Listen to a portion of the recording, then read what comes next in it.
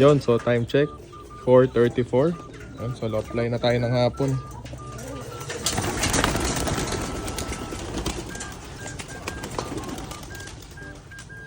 Tatlong ganto sa hapon.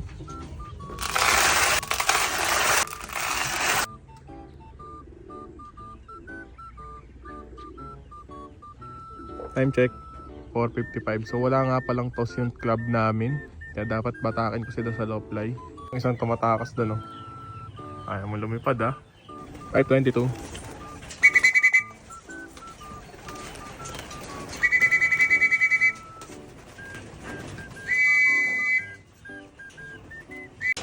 So may tuturo ko sa inyo, baka makatulong sa ronda nyo. So ito, tinuro lang sa akin ng mentor ko to. So, kunwari yung ibon nyo lumilipad 5 minutes. So bukas, gawin nyo, paliparin nyo siya 7 minutes.